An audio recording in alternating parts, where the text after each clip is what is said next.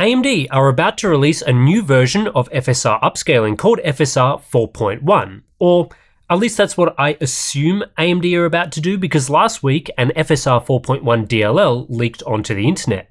Apparently this comes from AMD's Vanguard beta testing program. Not 100% sure about that, but because the file has leaked, I can test it to show you what FSR 4.1 might bring once it's officially released.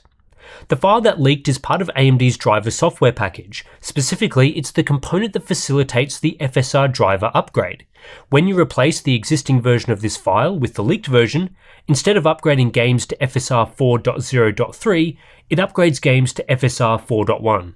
Some titles visibly show the version number, like Spider-Man 2 and Kingdom Come Deliverance 2, so we can verify the file is indeed working. I'll link a video from Ancient Gameplays in the description that details how to get it working for yourself. FSR 4.1 would be the first major update to AMD's FSR upscaling model since the release of FSR 4.0 basically a year ago. And an update is definitely needed for two reasons. Firstly, FSR 4.0 was already behind DLSS 4 in image quality when the technology arrived in 2025. That's not to say FSR 4 was a fail or anything, it was a massive improvement over previous versions of FSR, but Nvidia remained in the lead with their new DLSS model, also released in 2025. AMD needed to improve FSR 4 to catch up to Nvidia right from the start. But then, at the start of 2026, Nvidia debuted DLSS 4.5 with a second generation transformer model, further improving image quality in some situations. So now, FSR 4.1 needs to respond and keep up with DLSS 4.5, especially Model L that I feel delivers the best image quality. Today, I'm going to compare the leaked version of FSR 4.1 to FSR 4.0, along with DLSS 4.5 preset L to see where everything stands. I'm going to focus on the 4K performance mode throughout this video, which is a nice challenging configuration without being too punishing or too easy to render. Let's get into it after this. Today's sponsor spot is brought to you by Gigabyte's GeForce RTX 50 series gaming laptops. The Aorus Master 18 and 16 are super high performance beasts with up to RTX 5090 laptop graphics, stunning 240Hz HDR displays, and top-end features like PCIe Gen 5 SSD and Wi-Fi 7. The Aero X16 Copilot Plus PC is the perfect choice for gamers, students and creators on the go, or on campus with a portable form factor. Up to RTX 5070 laptop graphics and a high-resolution Pantone validated display. The gaming A16 and A16 Pro is also available with up to RTX 5080 laptop graphics, wind-force cooling, and overall great value. With NVIDIA GeForce RTX graphics, you have access to superb performance and cutting-edge features like DLSS 4 transformer model, upscaling, and 4x multi-frame generation. NVIDIA's also just announced support for DLSS 4.5 and path tracing to 20 additional titles, so for more information, please check the links in the video description. Yes, you can probably tell that I've had a cold recently, so my voice isn't the best, but we'll push on. One of the main changes Nvidia made with DLSS 4.5 is increased sharpness across the image. FSR 4 was already a bit softer generally than DLSS 4, so when you put FSR 4 up against DLSS 4.5, this stands out even more. FSR 4.1 certainly does not increase sharpness to the level of DLSS 4.5, so again, the image Nvidia produces looks sharper, and this tends to be preferable in blind testing, even though I personally think DLSS can produce an over-sharp look at times. However, FSR 4.1 is a small improvement over FSR 4 in a lot of cases. This isn't so much due to overall image sharpness, it's not like AMD have added a sharpness filter, but it could be due to FSR 4.1's improved detail reconstruction in motion with less blur. Again, we're using sharpness 0 for all of these examples, so this is the default output that these upscalers produce. A lot of the examples I've been working through are gameplay shots in motion, which are then paused to examine texture detail and sharpness. In situations with a lot of texture detail, FSR 4.1 is less likely to create a blurry output when using the 4K performance mode, which increases perceived sharpness. A really good example of this is in Cyberpunk 2077. After pausing this scene and then focusing on the road ahead of the car, we can see a progressive increase in the level of sharpness going from FSR 4 to FSR 4.1 to DLSS 4.5 preset L. The same can be said of the texture on top of the car. DLSS 4.5 is the clearest, but FSR 4.1 is clearer than FSR 4, and this is an obvious improvement during gameplay. In some titles, I saw much less of an improvement. Horizon Zero Dawn Remastered is one of those, where the output looks pretty similar between FSR 4 and FSR 4.1. But in most other cases, I think FSR 4.1 gets a bit closer to the sharpness DLSS 4.5 provides in motion without ever matching the DLSS output. However, like I've shown in previous videos, FSR can also be less prone to moire patterns, and this ability is retained in FSR 4.1. The big improvement I've noticed across my FSR 4.1 examination goes hand in hand with these sharpness updates. FSR 4.1 seems to largely focus on reducing smearing and blur. This is most noticeable in foliage, which is one of the areas FSR 4 could struggle with relative to DLSS 4, especially at lower rendering resolutions. While DLSS had a tendency to retain foliage detail, even if that meant grain and pixelation in some situations, FSR 4 would often smear these details in motion to prevent stability problems. You can see this in action in Star Wars Outlaws. The overlapping grass elements are less smeared in FSR 4.1, and the shrubs towards the top of the image are much clearer with better branch details. The tree swaying in the strong breeze is sharper and more detailed as well, especially in overlapping branch elements, which makes the FSR 4.1 image look more like DLSS 4.5. Although for overall clarity, again, Nvidia are still ahead here. In some titles, this delivers big benefits in grass specifically. Mafia the Old Country when driving around the countryside is a great example of this. FSR 4 produced quite a lot of smearing in these fine grass areas in motion, which reduces the overall apparent resolution of the image and makes it look less 4K than it should be. FSR 4.1 is noticeably more detailed and less smeared, in fact beating DLSS 4.5 preset L in some of these examples. While we are looking at slow motion footage and some still examples, less smearing in motion makes the game feel more detailed and higher resolution when it's being played, even if you can't actually spot each individual strand of grass. Here's another example in Assassin's Creed Shadows where again FSR 4.1 gets much closer to DLSS 4.5 in how it upscales grass with a more detailed, sharper final result. I also noticed that Stalker 2 was much sharper using FSR 4.1 than FSR 4, and this is a game where you're looking at foliage almost all of the time. This is entirely down to how FSR 4.1 handles foliage detail compared to FSR 4. However, while smearing is reduced and detail is improved with FSR 4.1, there is a trade-off. In some situations, the additional detail can increase the level of foliage grain, shimmering, and stability artifacts. This isn't unique to FSR 4.1, it's something I've noticed with previous versions of DLSS as well, and can be the case even with various DLSS 4.5 models, depending on the game, scene, and quality settings used. This tree canopy in Mafia the Old Country, for example, is visibly more detailed using FSR 4.1, with less smearing among the branches and leaves, which does make it look better in my opinion. But edge stability is worse, so you get more of this flickering effect around the edges of the tree. DLSS 4.5 preset L in this game is able to reproduce FSR 4.1 level of canopy detail while preventing a large amount of the stability and grain issues, though this stability advantage isn't always present when viewing grass. Here's another example in Assassin's Creed Shadows where there are clearly more issues with the fine tree details using FSR 4.1. The image is less stable despite being more detailed.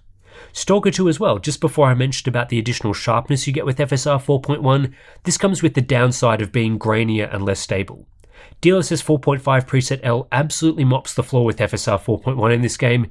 The output image quality is much better with DLSS, and this is a bit of an outlier across the titles I examined. This trade-off between clarity and stability means that I didn't always prefer the FSR 4.1 output. It's really a case-by-case basis and will depend on your tolerance for artifacts. In some games, I thought FSR 4.1 was obviously better than FSR 4. In other games, the stability issues were a little too much for me. I would strongly recommend to AMD that users be given a choice of whether the driver override feature uses FSR 4.0.3 or FSR 4.1, similar to how Nvidia allows users to pick the DLSS model that they want to use. I should note as well here that all the examples I'm showing are 4K performance mode. At higher modes like quality, you tend to get more removal of foliage smearing with less of the introduced grain and shimmer. In terms of other areas to stability, FSR 4.1 ranges anywhere from a little better to a little worse depending on the situation. This certainly isn't an update that broadly improves the stability FSR offers, which means that in pretty much every example, DLSS 4.5 produces better stability. It's disappointing that more focus wasn't placed on improving stability given this was a weakness of FSR relative to DLSS.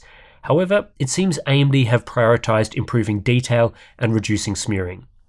Our usual Ratchet & Clank rift apart test is one area where stability is improved a bit using FSR 4.1, especially when viewing the far away blue float in this footage. There's less shimmering around some of the metal elements. In the Mafia boat test, there wasn't a huge difference between FSR 4 and FSR 4.1. Both of these upscalers had issues rendering the ropes without flicker and aliasing.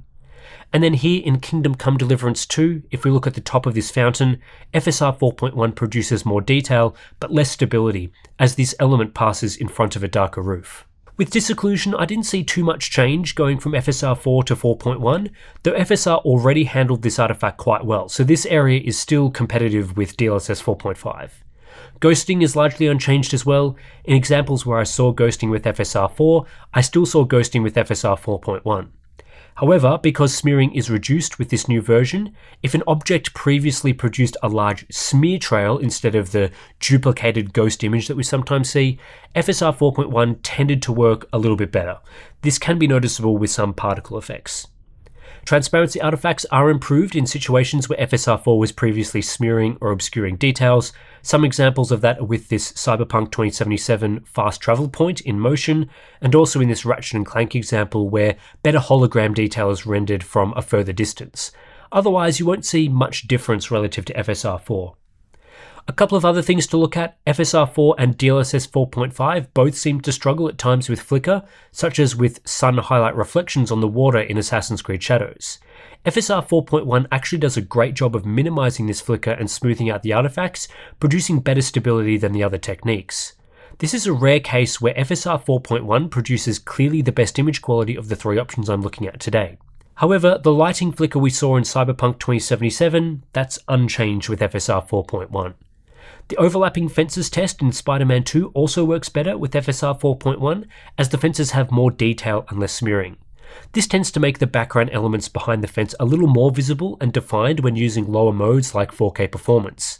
I still think DLSS 4.5 has a clear advantage here due to the lowest amount of flicker and shimmer, but FSR 4.1 looks reasonable here. Unfortunately, this flicker is quite problematic in a similar test in Cyberpunk 2077, despite FSR 4.1 having increased detail and clarity. Lastly, I should mention how FSR 4.1 performs. I tested a couple of games and saw no performance difference between FSR 4.1 and FSR 4 on the Radeon RX 9070 XT, looking at various modes including quality, balanced, and performance. This doesn't seem to be an instance of AMD using a heavier model that requires more processing power to render, so when FSR 4.1 is officially released, you should expect to see the same performance as the previous version. Typically, this makes FSR 4.1 lighter to run than DLSS 4.5 preset L that we've used on NVIDIA GPUs throughout this comparison. To quickly summarize FSR 4.1, based on what I've seen with the leaked version released last week, this update is entirely about improving detail and clarity. Relative to FSR 4, FSR 4.1 reduces smearing noticeably, especially in difficult situations such as heavy foliage with fast motion. This results in better clarity, more apparent detail across the image, a greater level of sharpness, and it can make FSR 4.1 feel like it's running at a higher resolution, at least using the 4K performance mode that I focused on today. The focus on reduced smearing has come at the expense of image stability in certain circumstances. FSR 4.1 can occasionally be more stable than FSR 4, but it's often less stable, with a higher chance of shimmering and grain when upscaling difficult fine details. That's the trade-off here. FSR 4.1 is less blurry, but it's also less consistent from frame to frame, because instead of blurring fine details, the upscaler is now trying to resolve and show those details. It isn't unusual to see this trade-off between detail and stability with upscalers. Even DLSS 4.5 preset M struggled with this in some examples, especially around grass. But generally speaking, DLSS 4.5 is able to offer better detail and clarity along with better stability simultaneously, making the DLSS image better overall relative to FSR 4.1. In some cases, AMD's output image is now closer to DLSS than it was comparing DLSS 4.5 to FSR 4.0, so it's a step forward, but also AMD have more work to do. The key area AMD need to focus on is combining detail and clarity with stability. It seems with this generation of upscaling model that AMD can sort of offer either one of those things. FSR 4 can smear details together, which reduces some of that grain and shimmer in motion, or FSR 4.1 can resolve that detail without smearing, but at the cost of introducing grain and shimmer. Getting the benefit of both at the same time should be the target, and it feels like AMD have struggled with creating DLSS-like stability for some time now, so that should be priority number one. Until AMD are able to take their upscaler to the next level, I think gamers would be best off with the choice to use either FSR 4.1 or FSR 4.0, depending on the title. I don't know how AMD will deploy FSR 4.1 in an upcoming driver or when it's coming, but I'd suggest giving users control over the version, like Nvidia does by offering various models through the Nvidia app, allowing gamers to revert back to DLSS 4 or even DLSS 3 models if something goes wrong with the latest version. It's also been interesting to make this video without knowing what AMD has claimed to improve with FSR 4.1. I've tried to look at this version in depth, but you never know, I could have missed something that AMD has done with this version, so we'll have to wait and see what AMD says when it's officially out. And of course, this might not even be the final version of FSR 4.1 that gets deployed day one. It is a version that's taken from a beta testing program. Oh, and don't think I've forgotten about FSR 4 Int 8 support for older RDNA GPUs. It would be really disappointing to see AMD push ahead with FSR 4.1 for RDNA 4 without even offering an updated FSR model for RDNA 3 and RDNA 2 owners. Nvidia supports DLSS 4.5 all the way back to the RTX 20 series, despite a performance penalty. So AMD should be doing the same where possible across their generations. Yes, I'm going to keep bringing this up until they actually release this FSR 4 Int 8 model.